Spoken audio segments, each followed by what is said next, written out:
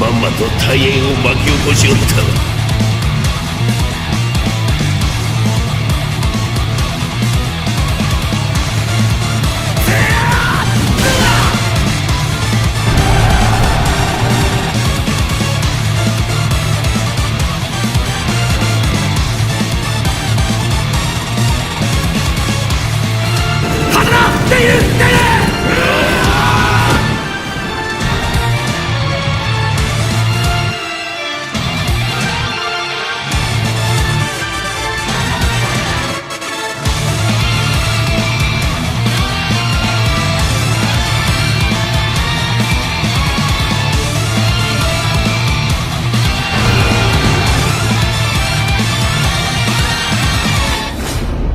Honneur à vous les gars, j'espère que vous allez bien et bienvenue sur Fumigène H. Petite vidéo, théorie, review du futur et du passé. Je ne sais pas comment je vais appeler cette vidéo en toute honnêteté, mais en tout cas, cette vidéo va sortir avant le chapitre 794 les gars, parce que vous me connaissez, j'aime bien faire des théories sur la suite. Bon.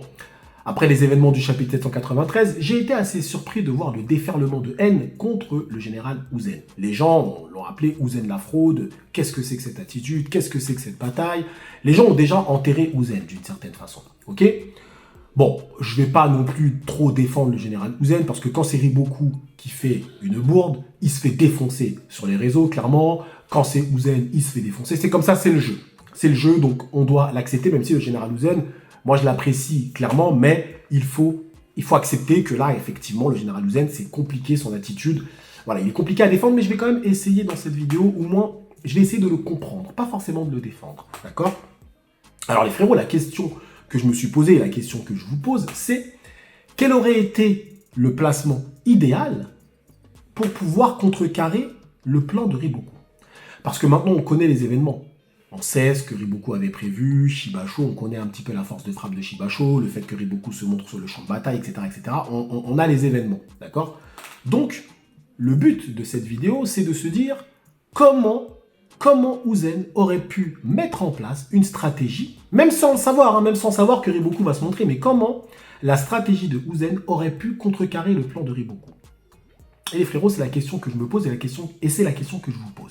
D'ailleurs, n'hésitez pas à y répondre dès maintenant en zone de commentaire, avant même de continuer cette vidéo, d'accord? Faites des cas de figure, faites des placements différents. Moi, c'est ce que j'ai fait. J'ai placé des généraux à droite et à gauche, etc. Alors, c'est vrai que c'est assez difficile parce que des fois, tu te dis, ouais, mais là, il y avait 20 000 hommes, donc là, il faut rajouter les hommes là. Bon, on va pas trop s'embêter avec ça, évidemment. Mais l'idée, c'est de se dire quel aurait été le placement idéal. Eh bien, écoutez, j'ai fait 3 cas de figure et dans ces 3 cas de figure, je vais vous dire si il y aurait eu une différence dans les événements. Le premier cas de figure, je vais vous le présenter. Mais avant de vous présenter le premier cas de figure, je vous invite les frérots à aller vous mater les vidéos des Kingdom's Fight. Il y a beaucoup de personnes qui au final ne sont pas au courant, ils suivent mes reviews et ils ne sont pas au courant que Fumigène fait des Kingdom's Fight. Qu'est-ce que le Kingdom's Fight? Eh bien c'est une analyse des combats Kingdom, les frérots. Et oui, j'analyse les combats Kingdom, mais d'un point de vue, on va dire, idéologique et scénaristique. D'accord? J'essaye de vous expliquer les raisons pour lesquelles Hara a fait telle ou telle scène, tel ou tel sous-texte, etc. Donc n'hésitez pas à aller regarder, check les Kingdom's Fight. La deuxième info que je vous passe avant de commencer cette vidéo, c'est d'aller vous abonner sur le Discord. On prépare une réforme assez lourde qui va changer toute la physionomie du Discord et, en tout cas, à ma connaissance, c'est quelque chose d'assez novateur. Donc n'hésitez pas à aller à vous abonner sur le Discord parce qu'il va vraiment y avoir des choses très intéressantes, les frérots. Bon, 3 cas de figure différents de la bataille actuelle en essayant de se dire est-ce que Uzen aurait pu s'en sortir, est-ce que le général Uzen, finalement, c'est de sa faute totalement, tous les événements qui sont en train de se dérouler, est-ce que c'est totalement de sa faute, d'accord? Ça reste de sa faute dans tous les cas de figure, vu que tu es le généralissime, tu perds, c'est comme ça. On va pas non plus aller te trouver des excuses. Alors, le premier cas de figure, ça aurait été un placement différent. On laisse exactement le même placement au centre, sauf que, à la place de Uhon en électron libre, j'aurais mis Akakin, mais avec moins d'hommes. Je le mets avec moins d'hommes parce que c'était pas forcément utile de lui donner 30 000 hommes au pire. Et ça en vrai, ça aurait pas changé grand-chose. Mais tu mets Akakin un petit peu au centre en électron libre, parce que Akakin, on peut se le dire, à Ikkyu, il a montré que lui, il est très fort pour ça. Faire des attaques, se barrer, machin et tout, il est très fort, il coordonne bien les hommes à ce niveau-là, d'accord? Et à la place de Shin face à Enkan, tu mets Uhon, d'accord? Et Shin, tu le mets où? Tu le mets avec Yotanwa. Créant donc une force de frappe avec Yotanwa, pouvant écraser Bananji et Shunsuichu. Très clairement, si Shin est avec Yotanwa, il écrase Bananji et Shunsuichu, quelle que soit leur stratégie. Je vous le dis clairement. Ok? Est-ce que ce cas de figure change la physionomie de la bataille, en toute honnêteté? Eh bien non, ça ne change pas. Pourquoi? Riboku l'a dit très clairement. Quel que soit le placement de Shin, il aurait réussi à faire en sorte de l'attirer dans un fort. Parce qu'il avait construit peut-être visiblement d'autres forts, il a des tunnels. Bref, il aurait eu Shin quand même. Alors après, il aurait fallu qu'il m'explique comment il passe les montagnes, parce qu'il me semble qu'il y a des montagnes qui séparent Yotanwa du centre. Mais au global, Riboku a clairement dit que quel que soit le placement de Shin, il aurait pu attirer Shin. Donc on va faire confiance au Riboku à ce niveau-là et se dire que Shin aurait quand même été attiré. Et je pense que oui, en toute honnêteté. Aku aurait fait le mouvement, il aurait été déstabilisé par Riboku, d'accord? Il aurait suivi Riboku, il aurait ensuite été pris en étau par Gakusho, Kansaro, etc. Donc c'est exactement la même scène, sauf qu'elle se passe, on va dire, sur un autre flanc.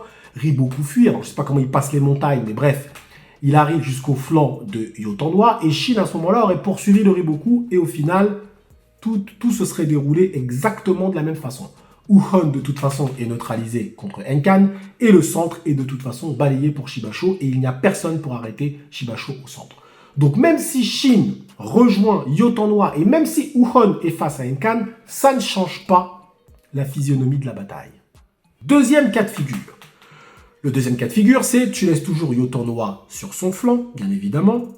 Tu laisses Uhon face à Enkan, et par contre, à la place de Uhon, en électron libre, tu mets Shin. Et oui, je l'avais dit dans le début de cette bataille, j'avais dit, moi j'aurais mis Shin en électron libre parce que l'unité Ishin, on le connaît dans la genèse de l'unité Ishin, c'est une unité qui est très mobile. Même si Uhon a une meilleure cavalerie, Shin reste, on va dire, la flèche que tu peux décocher contre ton adversaire. Donc Shin aux côtés de Uzen, alors il aurait été au centre mais un petit peu sur le flanc comme Uhon l'était, d'accord? Est-ce que ça aurait changé la physionomie de la bataille? Parce que là, on a un Shin qui potentiellement, lui, peut arrêter Shibasho. On est bien d'accord. Tu mets Shin, là, tu le laisses aux côtés de Uzen, Shibasho, il n'avance pas comme ça. Est-ce que ça aurait changé la physionomie de la bataille? Eh bien non. Eh bien non, encore une fois. Pourquoi? Parce que Riboku se montre, encore une fois, au centre, enfin vers les bois. Aku est déstabilisé, il fonce sur Riboku. Aku est pris en étau face à Kansaro et Gakusho. Et Riboku fonce vers Uhon. D'accord? Uhon, à ce moment-là, il voit le général en chef. Ok? Est-ce que Uhon aurait quitté son poste pour poursuivre Riboku? Eh bien, je pense que oui. Je pense que oui, c'est très compliqué. Ça reste le général en chef adverse. Laisser une telle opportunité passer, c'est compliqué, tout en sachant que Aku aurait donné de toute façon les mêmes directives à Uhon. Car Aku avait donné des directives à Shin. Il avait dit poursuivez-le, etc. Donc, je pense que Uhon aurait fait preuve de plus de, on va dire, de retenue, mais il serait quand même parti. Ok? Donc, Uhon aurait été attiré par Riboku. Shin serait venu en renfort de Uhon. D'accord? Et finalement, le résultat aurait été le même, d'une certaine façon. Et on peut même se dire que peut-être que Shin aurait fait un mouvement pour aller vers Uhon et il aurait peut-être poursuivi Riboku. Ça n'aurait pas changé grand-chose. Honnêtement, ça n'aurait pas changé grand-chose. Même si Uhon, je pense, et je le dis, aurait pris peut-être plus de précautions que Shin. Vous voyez ce que je veux dire? Il aurait pris plus de précautions. Est-ce qu'il aurait suivi Riboku jusqu'au fort, etc. Bref, c'est compliqué. Est-ce qu'il aurait pu rattraper Riboku aussi parce qu'il a une meilleure cavalerie? C'est compliqué. Mais on va dire dans les grandes lignes, je ne vois pas Uhon faire un mouvement différent de celui de Shin. Avec le recul. Je sais que dans mes reviews, j'ai dit, ouais, non, Uhon, il serait pas parti comme ça, comme un imbécile. C'est compliqué parce que tu reçois non seulement les directives de Aku qui te disent, ouais, tu dois le poursuivre, donc déjà de 1. Dans le feu de l'action, tu dois décider vite. Et tu as le général en chef qui passe devant toi comme ça. C'est compliqué. Je pense que Uhon aurait suivi aussi. Ok? Mais je pense que Uhon aurait pris plus de précautions. Il aurait peut-être pas été jusqu'au bout. Vous voyez? Il n'aurait pas été jusqu'au bout. Et Shin, de toute façon, serait venu aider Uhon. Dans tous les cas. Et ça ne change pas la physionomie de la bataille, car de toute façon, Shibasho aurait eu le centre, on va dire, déblayé. Il aurait foncé et donc il arrive jusqu'à Uzen. Donc, on va dire que ce cas de figure, c'est un cas de figure qui peut se discuter. Parce que je pourrais discuter avec un frérot qui me dit « Ouais, mais Wuhan, il n'aurait pas poursuivi Riboku comme un imbécile, comme Shin, il l'a fait. Et Karyoten l'ont fait. Il n'aurait pas fait comme ça, Wuhan. » Je peux discuter avec quelqu'un qui me dit ça. Mais les deux cas sont possibles. Il aurait pu le poursuivre comme il aurait pu ne pas le poursuivre. Donc on va dire que Uzen perd quand même dans ce cas de figure parce que tu vois le général en chef passer devant toi, tu peux pas le laisser passer comme ça. C'est chaud quand même. Donc ce deuxième cas de figure, de toute façon, n'est toujours pas en faveur de Uzen-sama. Le troisième cas de figure, c'est tu laisses Yotanwa toujours sur son flanc, tu laisses Uzen, donc évidemment au centre, hein, c'est le général en chef, il est au centre, il n'y a pas de souci, et tu crées une armée Wuhan plus Shin. Parce qu'ils combattent très bien tous les deux ensemble. Et si Wuhan et Shin sont ensemble, tu crées une force de frappe qui peut écraser Enkan. D'accord? Alors, tu laisses 10 000 hommes à Akakin, tu le laisses, tu le mets juste à côté un petit peu de Uzen. Voilà, il fait office d'électron libre. Et au final, ils auraient été 50 000 face aux 70 000 de Enkan. Et Wuhan plus Shin, ça écrase Enkan. Wuhan plus Shin, ça écrase Enkan clairement et simplement. Est-ce que ce cas de figure aurait changé la physionomie de la bataille? Eh bien non.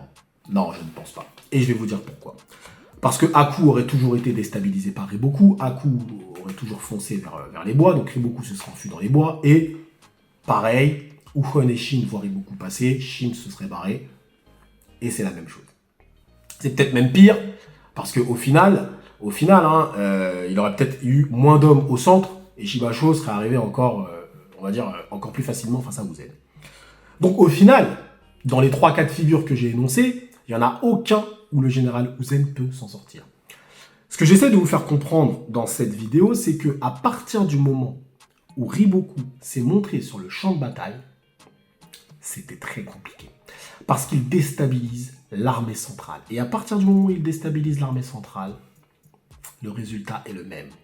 Donc, Uzen, je veux dire, avec cette configuration-là, et avec une telle prise de risque de Riboku, c'est compliqué pour lui. Maintenant, là où il reste encore un espoir pour le général Uzen, c'est que Riboku a basé l'intégralité de sa stratégie et de sa victoire sur Shibasho.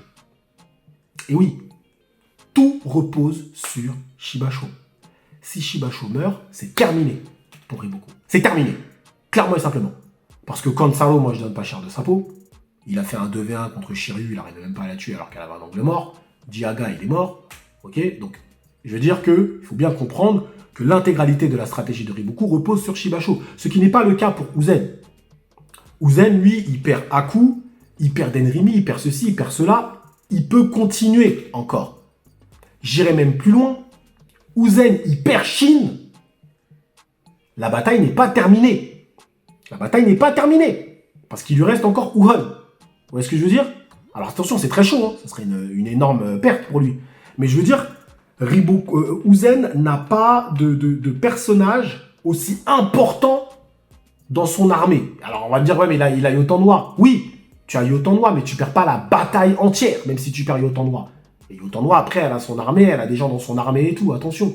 Tandis que là, Shibasho, tout repose sur lui. Donc c'est normal, c'est la stratégie du Riboku qui veut ça. Riboku a basé l'intégralité de sa stratégie sur Shibasho, attention. Et pour l'instant, il a bien fait.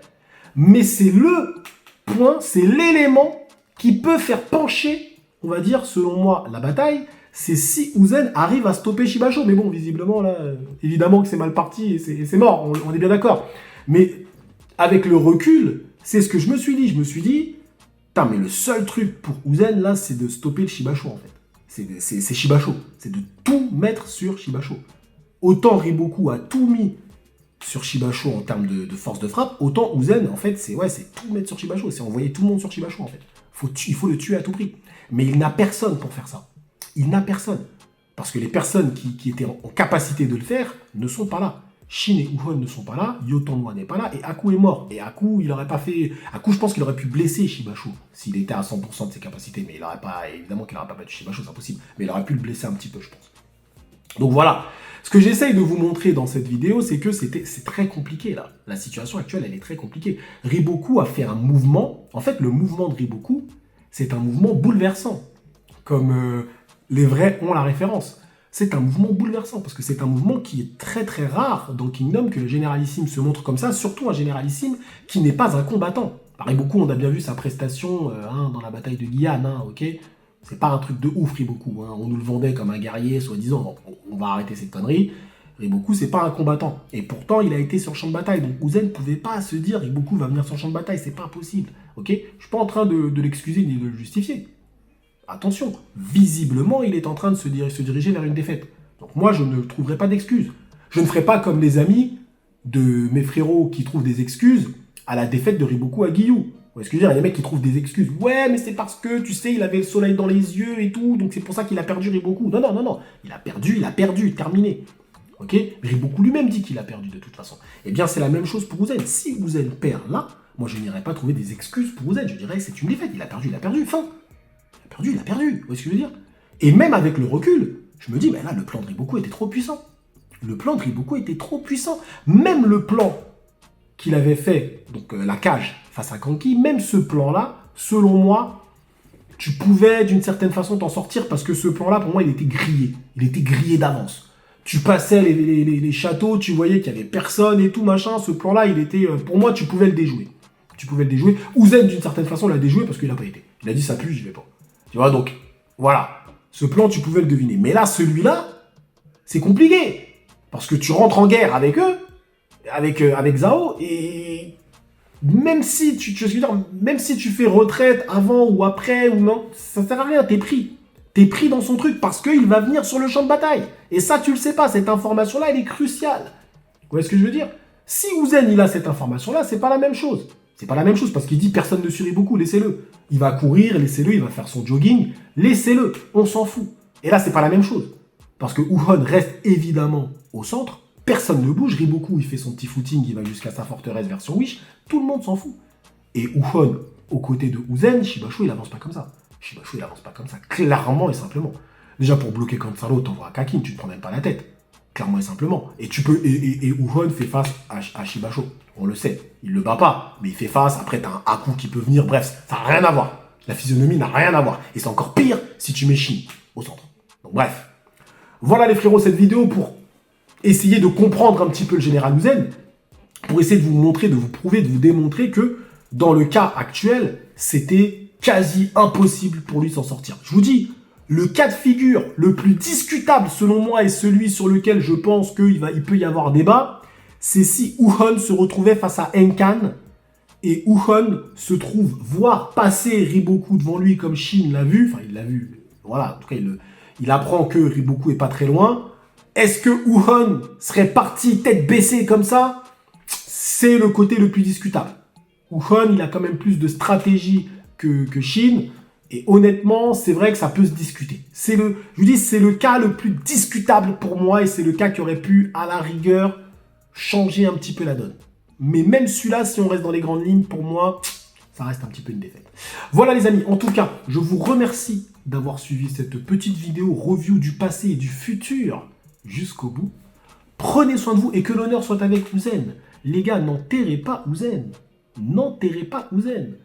Ara a toujours fait attention, a toujours préservé la crédibilité du Uzen. Donc même si le Uzen actuel perd, je peux vous assurer que le Uzen qui va revenir, ça rigolera vraiment pas. C'est pas possible. Je vous le dis, parce qu'on parle de Uzen, on parle du mec qui a jamais perdu, il va revenir, il va retirer son masque. Il va faire une dinguerie, ce sera un nouveau Uzen. Peut-être que il va nous faire, vous savez, le coup de Uzen va perdre là, il va d'une certaine façon mourir. C'est-à-dire que l'image du Uzen qu'on avait dans Kingdom va mourir pour renaître. Vous voyez, en manga, tu peux faire ça des fois. Il y a des personnages, tu peux les faire mourir en manga, et le personnage reste dans ton œuvre. Tu prends My Hero Academia. All Might est mort. All Might est mort, clairement et simplement. Et il a gardé Toshinori. Vous voyez ce que je veux dire? Mais All Might, la figure All Might est morte. Donc c'est peut-être ça. Peut-être qu'il va tuer la figure Uzen, qu'on connaît, pour nous faire renaître un autre Uzen. Un truc, mais vraiment encore plus puissant. Vous voyez ce que je veux dire? Qui là va éclater Riboku. Vous voyez? Ou peut-être, encore une fois, que Uzen, et là, bon, ça s'éloigne, hein, ça s'éloigne de plus en plus ce que je suis en train de dire, mais sait-on jamais, peut-être que Uzen, lui, a prévu aussi un autre mouvement bouleversant, et on va le découvrir bientôt, prochainement. On va se dire, waouh, il s'est fait éclater dans la bataille là, mais il avait prévu un autre truc bouleversant aussi, lui aussi, qui va surprendre Riboku. Et au final, on aura cette impression d'égalité. On se dira, ah ouais, il y a égalité, parce qu'il aura fait un mouvement tellement bouleversant lui aussi, imprévu, de la part d'Uzen, qu'on va se dire, ah ouais, donc c'est quasi égalité cette histoire en fait. Parce que son truc sera lourd. Mais je vous avoue que ça s'éloigne. Cette éventualité s'éloigne. Mais on ne sait jamais. Attendons vraiment la fin de la bataille, claire, nette et précise, pour pouvoir vraiment dire si le général Uzen a perdu ou pas. Et c'est d'ailleurs ce que je demande à tous les frérots, tous les détracteurs de Uzen. Attendez la fin de la bataille, voilà, que la fin soit claire, nette et précise avant de dire vraiment si Uzen est une fraude ou pas. D'accord? En plus, j'ai envie de dire, perdre contre Riboku ne fait pas de toi une fraude. Alors, il y a des façons de perdre, on est bien d'accord, mais perdre contre Riboku, c'est pas honteux de perdre contre Riboku. Clairement, on est face à l'antagoniste actuellement le plus puissant. Riboku a perdu à de nombreuses reprises, et aujourd'hui, regardez ce qu'il fait. Il s'est fait gifler à la coalition, il a perdu aussi salement à Giyu, et aujourd'hui, regardez ce qu'il fait. Donc ça veut rien dire, attention. Une défaite dans Kingdom, tu peux revenir après des fois 2 fois plus puissant. La preuve en est avec Riboku actuellement. Merci à vous, prenez soin de vous, et que l'honneur soit avec le général Uzen. Oui, je le soutiens encore. レイをよくも狙いやがったこいつはどうやってぶっ殺すかな。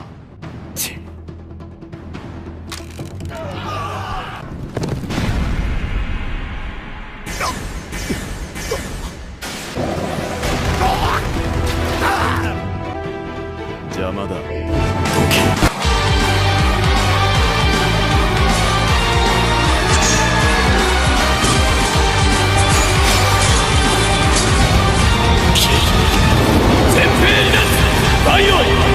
開脚の指揮を取れ。俺が信頼をつなぐ。そんな前に速さと重さの土地だ。俺の上を行く。何か今までの敵と違う。